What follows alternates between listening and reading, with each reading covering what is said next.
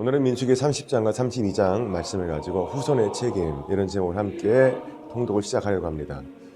여러분 유리공예를 아시죠? 유리공예는 유리를 불에다가 달궈서 적절한 온도가 되면 자기가 원하는 모양으로 만들게 되는 그런 공예입니다. 이 공예를 가지고요 만들어 놓은 작품들을 보면 상상도 못할 만한 그런 많은 것들을 만들게 되죠. 짐승도 만들고 자연물도 만들고 어떤 분은 나무도 만들고 여러 가지의 모양을 만들게 됩니다. 근데 이런 것은 한 번 한순간에 터득되는 것이 아니라 전수되어진 기술, 누군가가 자기가 요만큼 배우면 그 배운 만큼을 또 전수하게 되고 그러면 거기다가 배운 사람이 더하게 되고 하면서 이런 완성품을 만들게 되죠. 그것처럼 신앙도 마찬가지입니다. 하나님께서는 신앙이 온전하게 전수되면서 그 후손들이 조금씩 더욱더 많은 발전들을 하기를 원하셨는데 그 중에 가장 먼저 배워야 되는 것이 무엇이었는가? 그 지속적인 배움의 첫 번째 것은 하나님과의 약속을 지키는 것이었습니다. 서원을 배웠다라는 이야기죠.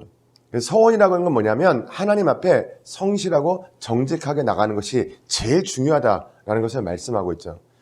첫 번째, 결혼하지 않은 젊은 여성의 경우에는 어떻게 서원을 하게 될 것인가 라는 것이 나오고요. 이 경우에 서원을 할 수도 있습니다. 그러나 부친의 동의가 필요했다라는 이야기입니다. 그리고 결혼을 한 다음에 어떤 여인이 서원을 하려면 남편의 동의가 필요했다라는 이야기고요. 그리고 과부나 이혼당한 여자가 서원할 때는 그것을 반드시 이행했어야 된다라는 약속에 대한 규례들, 그 규례를 통해서 어떻게 하나님 앞에 신실하고 정직하게 설 것인가 라는 것을 가르쳐주고 있죠. 모세의 마지막 임무였던 이 미디안 광야를 차지하는 그 싸움이 나오게 되죠. 마지막까지 모세는 절대로 요령을 피우지 않고 하나님이 원하시는 일을 감당해 나갔습니다. 자, 미디안인들의 정복을 하는데 각 지파별로 1000명씩, 12지파니까 12,000명이겠죠. 그 12,000명을 선발해서 출정을 시킵니다. 결국에는 미디안의 5 왕과 그리고 발람을 죽이게 되죠. 이스라엘을 타락시켰던 그 여인들, 모압 여인들을 갖다가 다 불러서 그 중에서 그런 부정한 일을 저질렀던 모든 여인들은 죽이게 됩니다. 그리고 나서 전리품을 취하게 됩니다. 자, 여기서 한 가지 문제가 발생이 됐습니다. 르우벤 지파와 갓 지파. 이 사람들이 특별히 양이 많이 있었죠. 목축을 많이 해야 되는데 이 요단 동편 땅, 원래는 하나님께서 주시려고 했던 땅이 아니었거든요. 근데 이 너무나도 비옥한 토지를 보니까 자기네들이 목축을 하기에 좋은 거죠. 그 땅을 달라고 이야기합니다. 자, 모세가 지금 큰일이 났습니다. 그래서 모세가 이런 걱정을 합니다. 중간에 가다가 2 지파가 빠지면 어떻게 되겠습니까? 나머지 지파들이 사기가 저하되죠. 그 이야기를 하니까 이 사람들이 약속을 하죠. 전쟁에는 함께 참여를 하겠으나 그러나 여기서 정착할 수 있는 부분들을 허락해달라. 그래서 모세가 그 이야기를 듣고 허락을 하게 됩니다.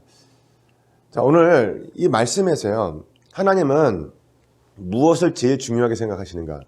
불성실하고 부정직한 것을 좋아하지 않으신다는 이야기입니다.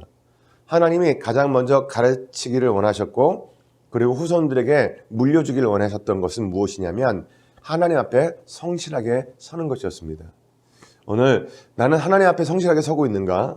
이 부분을 반드시 지켜보실 수 있게 되기를 바라고요. 자, 모세는 마지막 임무를 수행하는 모습 속에서 하나님께 택함 받은 사람의 속성이라는 것을 우리에게 보여주었죠. 이스라엘에게 순종을 요구하시는 하나님은 지금도 우리들에게 그것을 요구하고 계시는데 우리가 어떻게 순종하고 있는지 한번 참고해 보시고요.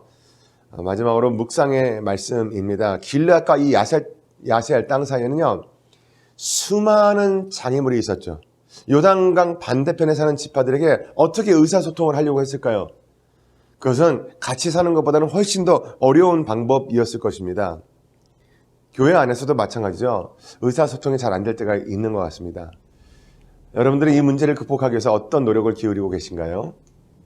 하나님께서 우리가 어떤 것을 배우기를 원하시고 어떤 것을 지켜나가시기를 원하시는가? 오늘 우리는 확실하게 배웠습니다. 배우고 깨달으면 그래서 실천하고 살아가는 것이 중요하겠죠. 오늘 하루가 말씀의 실천의 하루가 될 수 있기를 바랍니다. 감사합니다.